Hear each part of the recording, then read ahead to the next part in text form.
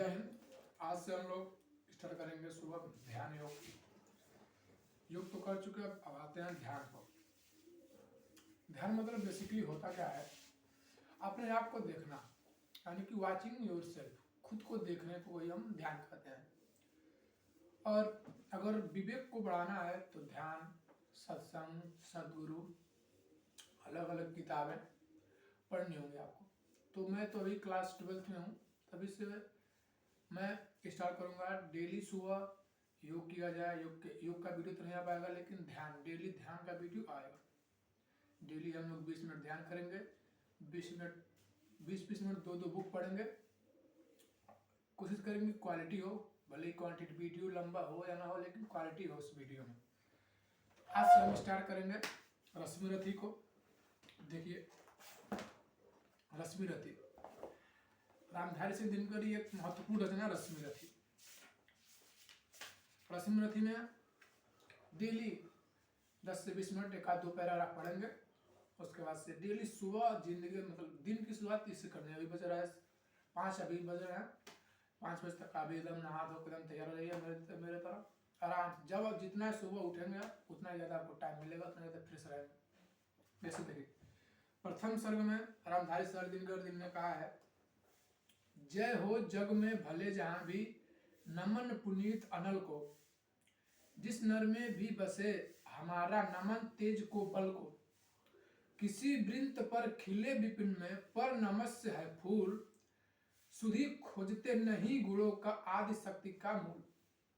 अगर आप इसको फिर से पढ़ेंगे तो इसमें 3 चीजों की बात कही गई है, तेज की, बल की और शक्ति की। लास्ट लाइन देखिए, कह रहा है कि सुधी खोजते नहीं गुणों का आदि शक्ति का मूल। इतने भी जो गुणवान लोग होते हैं वो किसी को खोजते नहीं है, उनके पास लोग स्वयं चले आते हैं। जय हो जग में जले जहां भी, नमन पुनीत अनल को।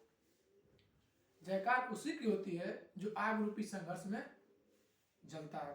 जिस नर में भी बसे हमारा नमन तेज को बल को, यानी कि जिस भी मनुष्य में तेज और बल बसता है उसको सभी लोग नमन करेंगे। किसी वृंत पर खिले विपिन में पर नमस्य फूल। किसी वृंत पर खिले विपिन में, हर बार में कोई एक ना एक फूल होता है जिसकी सम्मान सबसे ज्यादा होती है। ठीक उसी तरह मनुष्य में भी हर एक एरिया में कोई एक मनुष्य ऐसा हो होता है जिसकी सम्मान और लोगों से ज्यादा होती है। क्यों? क्योंकि उसके अंदर तेज होता है, या तो उसके अंदर तेज होगा, या तो उसके अंदर बल होगा, या तो उसके अंदर शक्ति होगी। इन 3 चीजों में से कोई ना कोई जरूर होगा ही होगा, तभी उसकी सम्मान है, तभी उसको लोग सम्मान करेंगे या करते हैं। ये रश्मि रथी, इसमें समझ जाइए, अगर इसको कोई समझ गया बहुत कुछ कर सकता है जिंदगी में। इसमें इतना, मैं तो एक बार इसको पढ़ चुका हूँ बस आप लोगों को समझाने के लिए, और समझाने का मैं खुद सीखूंगा। एक ही किताब को बार बार पढ़ने से कुछ नई नई चीजें निकलती रहती हैं। अब इसमें इस 4 लाइन में समझ लीजिए 4 करोड़ की बात कही गई है। नमन, अब एक ट्रायंगल बनाइए, अब बीच में लिखिए नमन, यानी कि नमन किसको होता है? अग्नि का होता है, तेज का होता है, बल का, यानी कि जिसके गुस्से से पूरा गुस्सा हो तो परशुराम जैसा, बल हो भीम जैसा, तेज हो अर्जुन जैसा, यानी कि अग्नि तेज बल। और अगर किसी में तीनों का मिश्रण हो तो वो तो भगवान। अग्नि तेज बल की बात की गई और सम्मान की बात की गई। सम्मान किसका होगा? जो अपने गुणों का विकास करेगा, यानी कि जिसके अंदर कोई विशेष गुण होगा और जो अपने गुणों का विकास करेगा उसी का होगा सम्मान। सिंपल सी बात है। तो इस 4 लाइन से हमने क्या सीखा? हमें अग्नि संघर्ष करना है, अपने अंदर तेज उत्पन्न कर रहा है, और अपने अंदर बल। बल कैसा बल? शारीरिक, मानसिक और आध्यात्मिक। अब कहेंगे शारीरिक बल क्यों जरूरी है? शारीरिक बल जरूरी है ताकि आपके अंदर उत्साह आए। अगर आपके अंदर शारीरिक बल नहीं रहेगा तो उत्साह, दिन भर आप उलझे हुए रहेंगे, मरे हुए रहेंगे। शारीरिक ताकत चाहिए, मानसिक यानी कि मेंटल पावर चाहिए, और आध्यात्मिक शक्ति भी चाहिए। जिस व्यक्ति के अंदर तीनों चीजों का मिश्रण हो गया, अब समझिए बात को। शारीरिक शक्ति किसके लिए?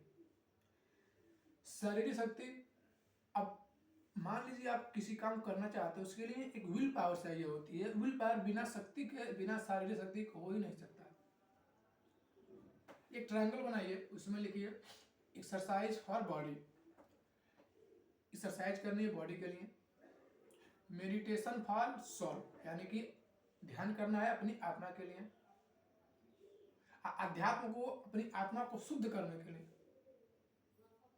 अगर इन तीनों चीजों को आप अपनी जिंदगी में उतार लेते हैं, या मैं भी कोशिश करता हूँ उतारने का, अगर मैं उतार लेता हूँ तो जहाँ तो मेरे गुरुजी ने बताया है कि आप बहुत कुछ आगे करेंगे जिंदगी में, शारीरिक शक्ति, मानसिक शक्ति और आध्यात्मिक शक्ति। चलिए अब आगे बढ़ते हैं। ऊंच नीच का भेद न माने वही श्रेष्ठ ज्ञानी है। श्रेष्ठ ज्ञानी कौन है? जो ऊंच नीच किसी का भेद न माने। जैसे डॉक्टर भीमराव अम्बेडकर, कभी भी उन्होंने ऊंच नीच का भेद माना नहीं। लंदन जाकर पढ़कर आए, किसी ने उनके साथ भेदभाव नहीं किया, लेकिन भारत में लोग भेदभाव किए तो उसको खत्म करने के लिए उन्होंने अपना पूरा जीवन लगा दिया। जो ऊंच नीच के भेद को माने ही ना, बस गुड़ी और गुड़ी को माने, हाँ ये गुणवान है, ये अवगुण है, ये अच्छा है, ये बुरा है। ऊंच नीच नहीं, किसी व्यक्ति के जाति के खिलाफ, अगर उसका जाति नीची है उसके लिए उसके साथ अगर दुर्व्यवहार किया जा रहा है तो वो गलत है। ऊंच नीच का भेद न माने वो श्रेष्ठ ज्ञानी। जो ऊंच नीच कोई भेद माने ही ना, श्रेष्ठ ज्ञानी है ये।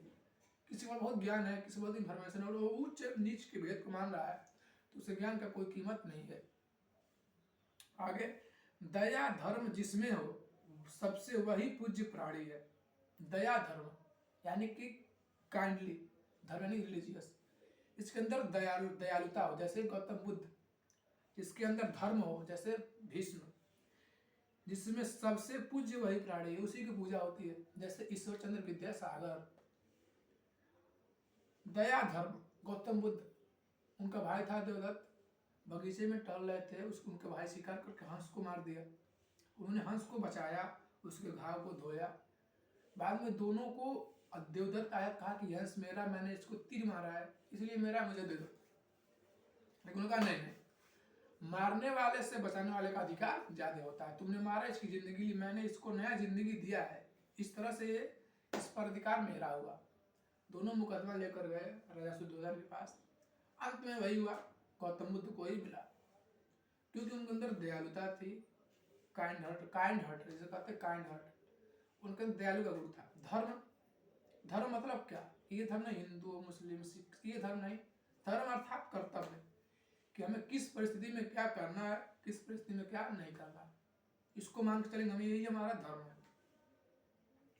वही जिसके अंदर ये सब चीजें होती वही सबसे पूज्य प्राणी है।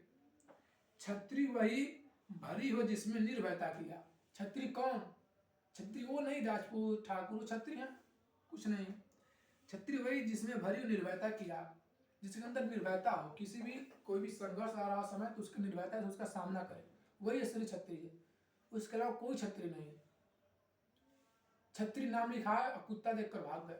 छत्री कौन? महाराणा प्रताप जैसा, जो अकबर के से पूरे साम्राज्य के सामने कभी घुटने टेका ही नहीं। अकबर भेजा था मान सिंह को, मान सिंह भी राजपूत था, राणा प्रताप भी राजपूत थे, लेकिन उनका आदेश सीधे ठुकरा दिया और कहा कि जाओ, कह देना आना है तो स्वयं आएगा, और वो तो तुर्क से आए तो मेरा खुद का देश है, मैं कभी भी उस समर्पण स्वीकार नहीं करूंगा। ऐसा कहा जाता है कि जब महाराणा प्रताप की मृत्यु हुई थी उस समय अकबर भी रोया था। उनकी वीरता इस तरह थी, उनका धर्म इस तरह था। कभी धर्म को अपने, उनका धर्म था अपने क्षेत्र की रक्षा करना, अपने लोगों की रक्षा करना, अपने वचन की रक्षा करना, इसलिए उन्होंने कभी उसका वो नहीं किया, कभी सर नहीं झुकाया। छत्री, असल में छत्री वही जिसके अंदर निर्भय, किसी से डरे नहीं। डरना और किसी से बदतमीजी करना अलग अलग बात होती है। अब आप किसी के साथ बदतमीजी कर रहे हैं और बिना डरे कर रहे हैं तो वो गलती है। निर्भयता यानी कि किसी से आप डर नहीं रहे हैं, अगर आपके साथ गलत हो रहा है तो गलत कर, हाँ ये गलत है, सही गलत ये सही है, उसे कहते हैं निर्भयता। सबसे श्रेष्ठ वही ब्राह्मण जिसमें तप और त्याग। ब्राह्मण कौन? वो नहीं जो पृष्ठ होते हैं सब, ब्राह्मण वही जिसके अंदर तप हो, जो तपस्या करता हो, जिसके अंदर त्याग की भावना हो। ब्राह्मण कौन? परशुराम जैसा। ब्राह्मण कौन? गुरु द्रोणाचार्य जैसा, जिसके अंदर तपस्या हो, जिसके अंदर त्याग हो, जो तपस्या करना जानता हो, जो त्याग करना जानता हो, वही श्रेष्ठ ब्राह्मण है। आगे अब एक बार फिर से देखिए, क्षत्रिय वही है भरी जिसमें निर्भयता किया। निर्भयता किया जैसे राजा राम मोहन राय, पूरे जिस समय भारत गुलाम था, कोई बोलने वाला नहीं था कि भारत का जो सोशल स्ट्रक्चर है, सामाजिक संरचना है, उसका सुधार कहीं ना कहीं से किया जाए। सती प्रथा का बोलबाला था, बाल विवाह, विधवा विवाह, ये सब विधवा जैसे किसी का पति मरा था उसको जिंदे जला दिया जाता था। तो उन्होंने उसका अंग्रेजों के शासन में उसका विरोध किया और एक समय आया उसको खत्म भी करवा दिए, क्योंकि वो चीज़ें गलत थी। तो असल में अगर कहा तो क्षत्रिय वही है, वही ब्राह्मण है जो गलत को गलत कहे, सही को सही कहे, और गलत हो रहा है तो उसको सही करने का कोशिश करे, कर देगा तो भगवान हो ही जाएगा, लेकिन कोशिश भी कर रहा है तब भी वो एक सच्चा ब्राह्मण होगा।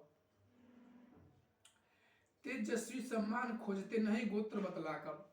जो तेजस्वी लोग होते हैं, जो तेजवान लोग होते हैं, वो समाज में सबसे कहते हुए नहीं फिरते कि मैं यादव, मैं ब्राह्मण, मैं क्षत्रिय, मैं सैंथवार, मैं यो मैं वो उनका सम्मान ये सब बताकर होता ही नहीं है।